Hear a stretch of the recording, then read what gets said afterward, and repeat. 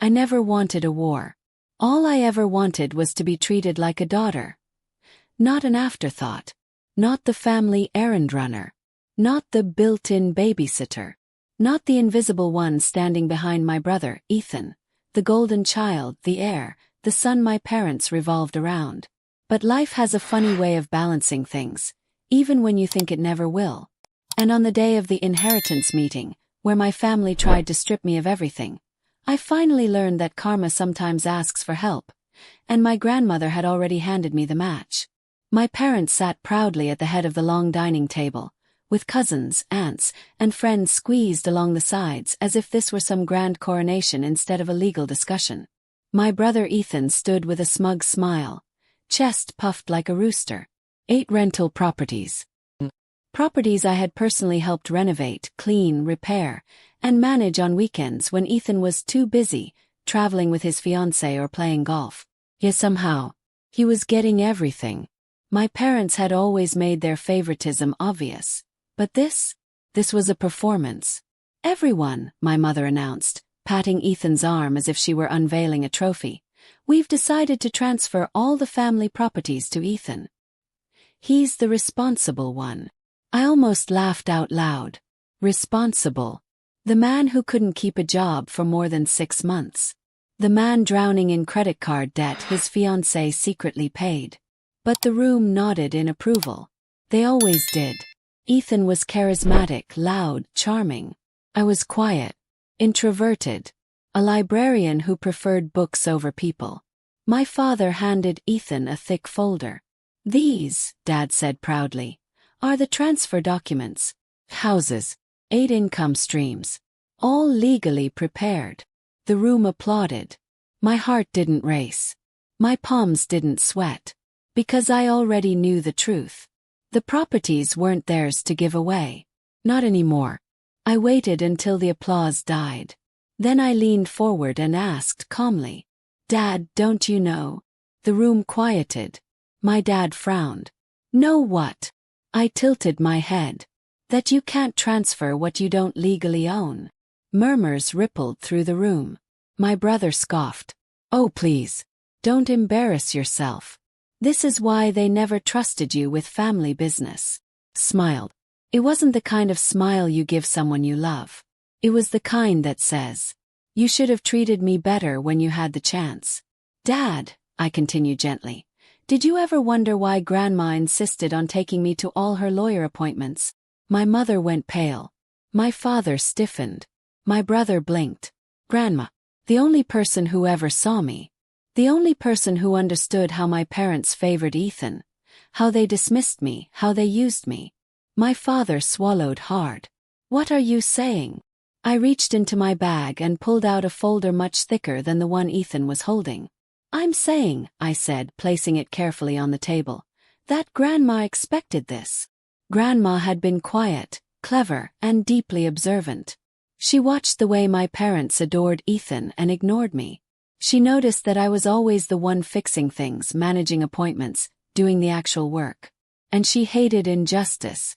So, 2 years before she passed, she created something called a living trust.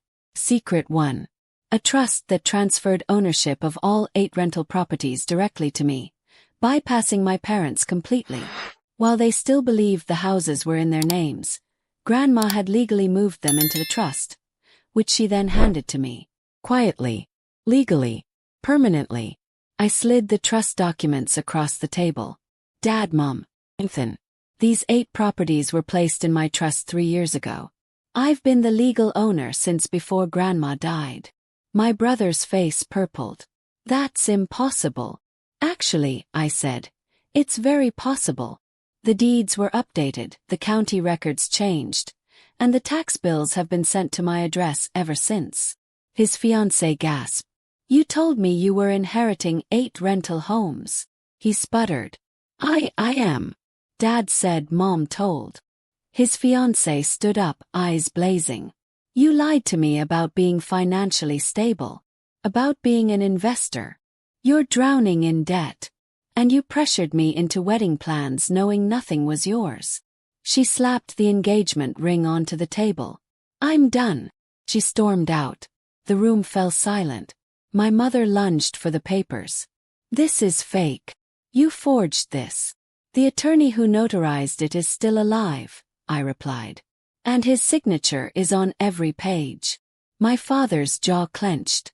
"That sneaky old woman," he muttered. "How dare she?" "Grandma didn't do this to spite you," I interrupted softly. "She did it to protect me. She said, and I quote, 'They'll strip you down to your bones if they can.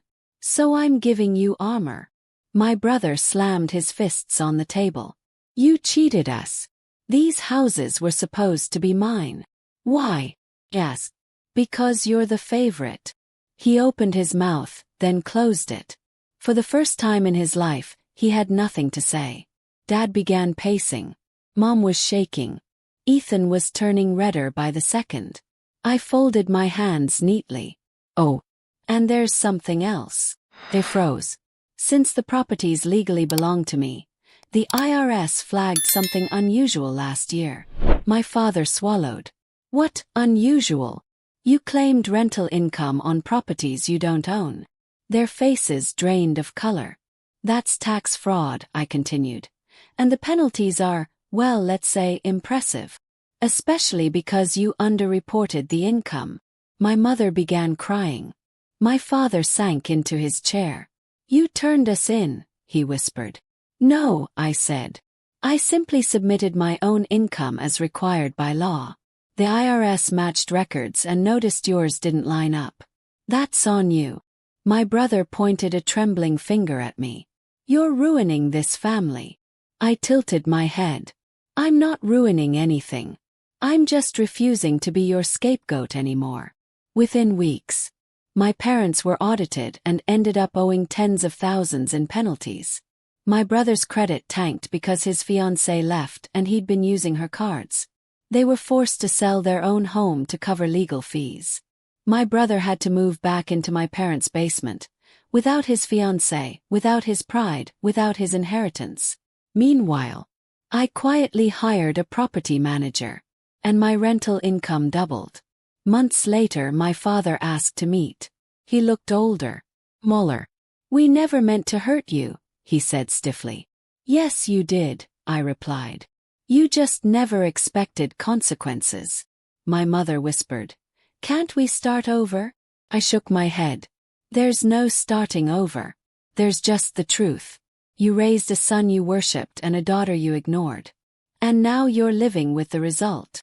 They had no response. Understood. Before I left, I said the only thing I truly felt. "I don't owe you loyalty you never gave me." And I walked away. For the first time in my life, I wasn't the invisible one. I was the storm. People say revenge is petty, that you should forgive, that family matters more than pride. But forgiveness is earned. And my family never earned it. So I kept the properties. I built a life where I finally came first. And I slept soundly knowing that Grandma, my only true ally, had given me the tools to break free. No reconciliation. No heartwarming reunion. No lessons learned by them. Just consequences. Cold. Fair. Deserved. And for the first time ever, I smiled without guilt. 'Cause I had won. Not through manipulation. Not through favoritism. But through truth. And that is the sweetest revenge of all.